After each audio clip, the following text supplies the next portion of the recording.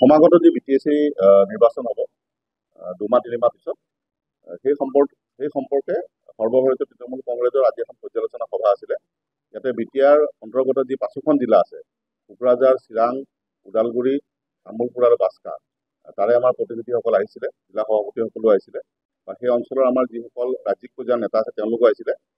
বিস্তৃতভাৱে আমি আলোচনা কৰিছোঁ। এটা কথা নিশ্চিত যে সমাগত যে BTAD ইলেকশ্যন আছে, সৰ্বভাৰতীয় তৃণমূল কংগ্ৰেছে শক্তিশালী ৰূপত ইয়াতে প্ৰতিদ্বন্দ্বিতা কৰিব। এই কথাটো এই মুহূৰ্তত আপোনালোকক ক'ব নোৱাৰোঁ, কিয়নো কিছু অঞ্চলত আমাৰ যথেষ্ট শক্তিশালী সংগঠন আছে আৰু কিছু সমষ্টিত অকণমান চালুকীয়া পৰ্যায়ত আছে। কিন্তু এটা কথা নিশ্চিত যে আগন্তুক যি BTR ইলেকশ্যন হ'ব তাতে আমি শক্তিশালী প্ৰতিদ্বন্দ্বিতা আগবঢ়াম।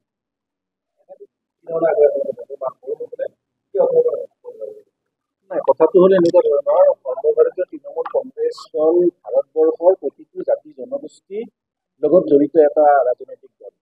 আৰু সদ্য সমাপ্ত পঞ্চায়ত নিৰ্বাচনত আমি যি ধৰণত আমি প্ৰতিদ্বন্দ্বিতা আগবঢ়াইছিলোঁ তাত আমি আশানুৰূপ ফলাফল পাইছোঁ আৰু সৰ্বসাধাৰণ ৰাইজৰ পৰা আমি খুব ইতিবাচক সঁহাৰি পাইছোঁ। তাৰ পৰিপ্ৰেক্ষিতত BTAD নিৰ্বাচন যদিও বড়োভূমিৰ নিৰ্বাচন, ইয়াতে সকলো জাতি জনগোষ্ঠী, বিভিন্ন ধৰ্ম, ভাষা ভাষী মানুহ ইয়াত বসবাস কৰে। বিগত সময়ছোৱাত দেখা গৈছে ইয়াতে BPF দলেই হওক বা UPPL দলেই হওক, তেওঁলোকে যদিও শাসনভাৰ পাইছে, এই শাসনভাৰ পোৱা স্বত্বেও কিন্তু ইয়াত বসবাস কৰা সকলো মানুহখিনিৰ সুখ শান্তি আৰু তেওঁলোকৰ যিবিলাক মূলত সমস্যা আছিল, সেই সমস্যাবিলাক কিন্তু তেওঁলোকে কিছু পৰিমাণেও ইয়াতে পৰিত্ৰাণৰ উপায় দিব পৰা নাই। গতিকে সৰ্বভাৰতীয় তৃণমূল কংগ্ৰেছে ৰাইজৰ মাজত থাকি ৰাইজৰ বাবে বড়োভূমিত থকা প্ৰতিটো জাতি জনগোষ্ঠী আৰু ধৰ্ম ভাষাৰ মানুহক লগত লৈ পিনে আমি নিৰ্বাচনী বৈতৰণি পাৰ হ'বৰ কাৰণে আমি চেষ্টা চলাম। আৰু এই বিষয়ে যি আজি আমাৰ ইয়াতে সাংগঠনিক সভা হৈছিলে, ইয়াত সকলো জিলাৰ পৰা অহা প্ৰতিনিধি তথা জিলা সভাপতিসকলে একমত প্ৰকাশ কৰিছে যে BTRত বিকল্প ৰাজনৈতিক দলৰ ইয়াতে খুবেই প্ৰয়োজন আছে, যিয়ে সকলোকে লগত লৈ পিনে সকলোৰে উদ্দেশ্য সাধন কৰিবৰ বাবে ইয়াতে ৰাজনীতি কৰে। সেইটো কথা এতিয়া বৰ খৰতকীয়া হ'ব।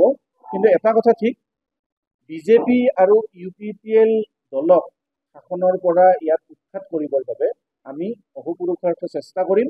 আৰু তাৰ বাবে যদি কিবা কৌশলগতভাৱে যদি আমি কোনো অন্য ৰাজনৈতিক দলৰ লগত যদি কিবা বুজাবুজি কৰিব লগাও হয়, সেইটো হয়তো সময়ত কৌশলগতভাৱে আমি যিকোনো খবৰৰ বাবে যোগাযোগ কৰক 7099017330 লগতে 7099017110 নম্বৰত। যিকোনো খবৰৰ বাবে যোগাযোগ কৰক 7099017330 লগতে 7099017110 নম্বৰত।